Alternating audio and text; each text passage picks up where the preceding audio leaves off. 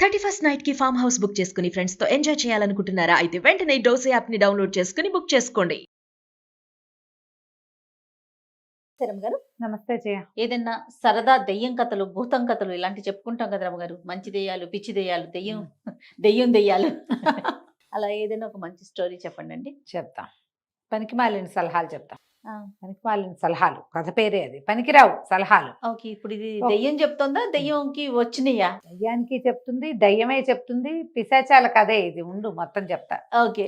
మాచిరాజు కామేశ్వరరావు గారు, నేను మొన్న ఒక పేరు చెప్పాను కదా, అవును, వీరు కథలు వెళ్ళి సరదాగా ఉంటాయి. వారిది ఈ స్టోరీ చందమామ కథల్లోది. పూర్వం అంట ఒక ఊరి చివర శ్మశానం దగ్గర ఒక దిగుడు బావి ఉందట. అయితే ఒక వృద్ధ పిశాచి ఎక్కడి నుంచో ఎగురుకుంటూ వచ్చి ఆ దిగుడు బావు గట్టు మీద కూర్చుంది. ఆ చుట్టూతా చెట్ల మీద అక్కడ ఇక్కడ చాలా పిశాచాలు ఉంటాయని చెప్పుకునేవాళ్ళు. ఇంతలో ఏమైంది, ఎవరి వాళ్ళు ఇక్కడ వచ్చి కూర్చున్నారు, నా ప్లేస్లో కూర్చున్నారని ఒక పిశాచి గొంతు వినపడింది. అది పైకి వచ్చింది. అది ఒక ఆడపిశాచి. ఇక్కడ కూర్చున్న వృద్ధ పిశాచం ఏమందంటే, గట్టు విశాలంగానే ఉంది, ఎవరైనా కూర్చోవచ్చు, నువ్వు కూడా కూర్చుంది కానీ రా, ఏమిటి సంగతులని పిలిచి. పిశాచాలు కబుర్లు చెప్పుకుంటాయి. వచ్చి కూర్చున్నాక, నువ్వు ఎవరు ఏమిటి ఎక్కడి నుంచి వచ్చావంటే, నేను ఈ ప్రాంతంలో తిరుగాడుతూ ఉంటాను, చిన్నపన్న పిశాచాలకి సలహాలు చెప్తా. ఓకే, నేను చాలా అనుభవజ్ఞుణ్ణి, బాగా వృద్ధుడయ్యాక మరణించిన పిశాచం అన్నమాట. అది జీవితానుభవం చాలా ఉంది.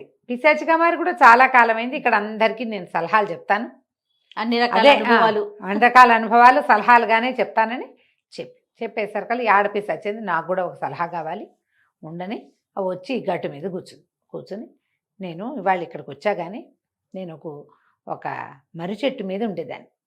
ఆ మర్రి చెట్టు మీద ఎంత హాయిగా ప్రశాంతంగా ఉండేదో, పక్కన ఒక పాతబడిపోయిన ఇల్లు ఉండేది, సుఖంగా ఉండేది. ఆ ఇంట్లో ఎవ్వరూ లేరు, నేను చాలా ప్రశాంతంగా ఉండేదాన్ని. నాకు ఆ మోతలు అవి విసుగు. అయితే కొత్తగా ఆ ఇంట్లోకి ఒక సంగీతం మాస్టర్ చేరాడు. సంగీతం మాస్టరు ఆయన వాయించేస్తాడు, మధ్యలో వాయిస్తాడు, అదే మృదంగం వాయిస్తాడు, ఆ హార్మోనియం ఏమిటో వాయిస్తాడు, నిరంతరం ఓహని గొంతెత్తుకుని ఏదో ఒకటి పాడుతూనే ఉంటాడు. ఈ సంగీత మాస్టర్ కోసం ఊళ్ళో నుంచి పిల్లలు జల్లలు బోళ్ళంత మంది వస్తున్నారు, ఆడపిల్లలు మగపిల్లలు చిన్న పెద్ద, రోజంతా బ్యాచీలుగా వస్తూనే ఉంటున్నారు. పొద్దస్తమానము సంగీతమే, పొద్దున మొదలుపెట్టి రాత్రి దాకా ఆగటం లేదే.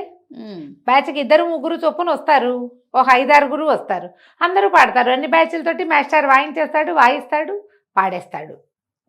పొద్దస్తమానం ఇదే గోల, అసలు సుఖం లేదు, విరక్తిగా ఉంది. ఎలా ఆయన్ని వాడి నుంచి, ఆ సంగీత మాస్టర్ నుంచి విముక్తి పొందాలో చెప్పు అనగానే వృద్ధ పిశాచం ఉంది, ఇంతేనా, మాస్టర్ని భయపెట్టు, ఇవాళ రాత్రికి వెళ్ళిపోయి అని చెప్పేసరికి సరే బాగుందనుకుంది ఆడపిశాచి. చీకటి పడ్డాక సంగీత పాఠాలన్నీ ఆగినాయి. ఆయన ఒకటికి పక్క వేసుకుని పడుకున్నాడు మాస్టర్ లోపల, సంగీత మాస్టర్. ఈ పిశాచం రైమని కిటికీలోంచి వచ్చి గండు పిల్లిలాగా వేమని పెద్ద గండు పిల్లులు ఒక విచిత్రమైన అరుపులు అరుస్తాయి, ఉలికి పడతాం నిద్రలో. అయితే పిల్లిలాగా లోపలికి వచ్చింది, పెద్దగా అరిచింది. ఈయన ఉలికిపడి లేచాడు. ఆయన లేచి ఆయన చూస్తూ ఉండగానే ఈ గండు పిల్లి కాస్త పిశాచంగా మారిపోయింది. ఓహో, అడిగి చావద్దు. ఇంకోడైతే ఉలికిపడి ఎవరమ్మాయి అన్నాడు. అనేసరికి నేను ఇక్కడ ఉండే పిశాచాన్ని, చెట్టు మీద ఉండేదాన్ని, నువ్వు వచ్చిన దగ్గర నుంచి గోలే, నేను పిశాచాన్ని నీకు తెలిసింది కదా, నువ్వు ఇల్లు ఖాళీ చేసి వెళ్ళిపో ముందు, నువ్వు వెళ్తే కానీ నాకు ప్రశాంతత రాదు అని ఆడపిశాచి గట్టిగా చెప్పింది. ఆయన హా అని ఆవలించి, దానిదేముందిలే, అది ఇంటి నిండా ఎలకలే, పాతిల్లు కదా, ఇందాకేదో రూపం మారేవు కదా పిల్లి, ఆ పిల్లిగానే ఉండు, ఈ ఎలకలన్నింటినీ చంపేస్తే నేను ప్రశాంతంగా ఉంటా అని చెప్పి అటు తిరిగి పడుకున్నాడు. గుర్రు పెట్ట మొదలుపెట్టాడు. ఈ పిశాచి నిర్ఘాంతపోయింది. అయ్యో రామా, వీడి దుంపదేగా, ఏమిటి నేను పిల్లిగా మారాలి వీడి కోసము, చీ అనుకుని గబిలంలాగా మారి ఆ ఇంటి నుంచి బయటికి వెళ్ళిపోయి రయ్యమని పరిగెత్తుకుంటూ పోయి. మర్నాడు మళ్ళీ వృద్ధ పిశాచాన్ని కనపడింది. నువ్వు చెప్పిన సలహా కుదరలేదు, మరి వాడేమో ఆ మాస్టర్ ఏమో నన్ను పిల్లిగా మారు, మా ఇంట్లో ఎలకల్ని బట్టు అని పనులు చెప్తున్నాడు నాకు, నేను పిల్లిగా వెళ్ళిగా మారలేను, ఇంకోటి ఏదైనా చెప్పమని. ఈ ముసలి పిశాచి, వృద్ధ పిశాచి ఉందిగా, ఆయన అన్నాడు, అమ్మాయి అట్లా కాదు, అసలు ఇల్లు పీకి పందిరేయాలి ఇలాంటి వాళ్ళకి, ఇల్లు పీకి పందిరేసే పని చూడు, నువ్వు చచ్చినట్టు వెళ్ళిపోతాడు మాస్టర్ అని చెప్పాడు. మర్నాడు ఏం చేసింది ఈ పిశాచి, రాత్రికి చేరి ఇంటి మీద ఎక్కి పెంకులు ఇళ్ళు ఉంటాయి కదా, ఒక్క పెంకు బయట కింద పడేస్తుండేసరికల్లా ఈ మాస్టారు ఇంటి నుంచి బయటకు వచ్చి, ఏమిటి ఎవరు నువ్వు ఏం చేస్తావు అంటే, పిశాచం కనపడింది. నిన్నే చెప్పాను నీకు ఇది వదిలిపెట్టి పొమ్మని, నువ్వు వెళ్తావా వెళ్ళవా, లేకపోతే ఈ పెంకులని పీకి పారేస్తాను. ఈయన అన్నాడు, ఇప్పుడే 4 డబ్బులు చేరినాయి, పెంకులు పాత పడిపోయి ఇల్లంతా వానాకాలం వస్తే కురుస్తుందేమో, పెంకులన్నీ తీయించి కొత్త పెంకు నేయిద్దాం అనుకుంటున్నా, పీకేయమ్మా మొత్తం, సగం కూలి కలిసి వస్తుంది నాకు, మొత్తం పీకేసి బయటపడేసామంటే రేపొద్దున పెంకులు నేసేవాడిని పిలుస్తా, వాడు పీకడానికి కొంత డబ్బులు తీసుకుంటాడు. పీకుడు వ్యవహారం అయిపోయింది అనుకో. ఒకటి నేయటమేగా ఇల్లు చాలా హాయిగా ఉంటుంది, నువ్వు బాగా గొప్ప సహాయం చేస్తావు, చాలా బాగుంది, ఇంట్లో ఉంటే డిస్టర్బెన్స్, నేను బయట పడుకుంటాను. వాడు కిందకి బయటకు వచ్చేసి చెట్టు కింద పడుకుని గుర్రు పెట్టడం మొదలుపెట్టాడు. ఈ పిశాచి కొళ్ళు మండిపోయింది, వీడి పని నేను చేయటం ఏమిటి, ఒళ్ళు తిక్కరైపోయింది దానికి, చెయ్యి అనుకుని మళ్ళీ పోయింది దిగుడు బావి దగ్గరికి. మర్నాడు ముసలాయన మళ్ళీ కనపడేసరికల్లా, నువ్వు బెదిరించు, ఇక ఇవి చేసావు ఇట్లా, ఈసారి ఏమైనా సరే నువ్వు ఖాళీ చేస్తావా చేయవా, లేకపోతే నేను చంపేస్తా, అలాంటి ఏమన్నా బెదిరించమన్నాడు. పిశాచాలకి చంపేంత ఉండదు, ఇలాగే చేయగలుగుతాయి, అవి విసిగిస్తాయి, చంపటం వాటి వల్ల అయ్యే వ్యవహారం కాదు పాపం. సరే మర్నాడు మళ్ళీ కనపడి ఆయన అడిగింది, నువ్వు ఇల్లు ఖాళీ చెయ్యి అనేసరికి, ఇంకా నయం ఈ ఇంటికి నాకు అద్దెకి ఇల్లు దొరకలేదు, ఎక్కడ సంగీతానికి పాఠం పెడతానన్నా సంగీత మాస్టర్కి ఎవ్వరు ఇళ్ళు అద్దెకి ఇవ్వరు, పొద్దుస్తమానం ఈ గోలని. అవును, అందుకని నాకు ఎక్కడ ఇల్లు దొరకలేదు, ఇది అసలు కారు చవకలో నెలకొక్క రూపాయి కూడా నేను వాళ్ళకి ఇవ్వక్కర్లా, ఇల్లు బాగు చేసుకుని ఉండమన్నారు. ఆ అవకాశం నేను ఎందుకు పోగొట్టుకుంటా, నువ్వు పిశాచానివి కాదు, రాక్షసు అయినా సరే నాకు లెక్కలేదు, దిక్కుని చోటు చెప్పుకోమన్నాడు ఆయన.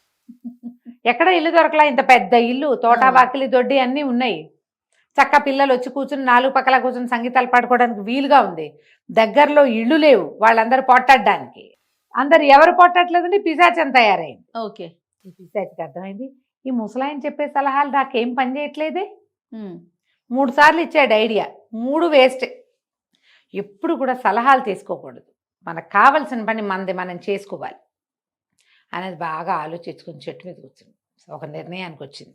ముసలాయన పలకరిస్తే వృద్ధ పిశాచి మాట్లాడలా, నీ పని అయిందా అదే అయిందా ఏదంటే ఏదో అయిందిలేండి అని, అవలేదంటే ఆయన ఇంకో సలహా చెప్తాడు, అదే కదా, అక్కడి నుంచి పాటించేవా అని చంపుతాడు రేపటి నుంచి, ఈ సలహా గోలు ఎందుకు మనకి, అందుకని ఊరుకుంది.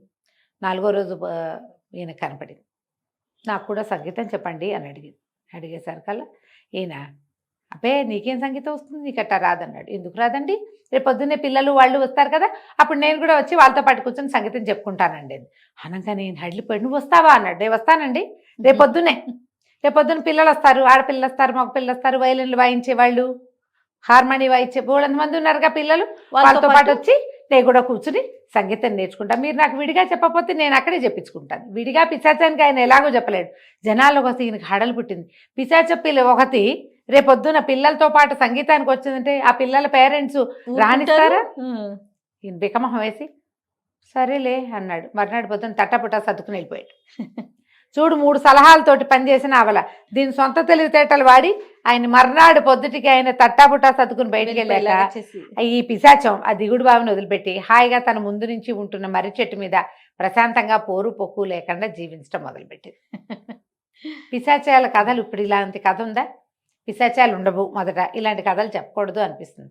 దీన్ని అలా కథగా తీసుకోకండి, ఇందులో నీతి ఆలోచించండి. అంతే కదా రమ్మగారు, మీరు ఇతరుల ఐడియా ప్రకారం మీరు చేసిన నాళ్ళు మీ సక్సెస్ సుమారుగా ఉంటుంది. మీరే సొంతంగా ఆలోచించి చేసినది ఎప్పుడు బాగుంటుంది. ఇతరులది మనం ఇంప్లిమెంట్ చేస్తాం అంతే, కానీ మనదైతే లోపల నుంచి వచ్చిన దాని ఇంప్లిమెంటేషన్ వేరేగా ఉంటుంది కదా. ఆలోచించండి, ఇతరుల సలహాలు వద్దు, సొంతంగా ఆలోచించి ధైర్య సాహసే లక్ష్మి అని ఒక దూకితే పనులు అయిపోతాయి. కథ కంచికి మనం ఇంటికి. రైట్, నమస్తే. నమస్తే.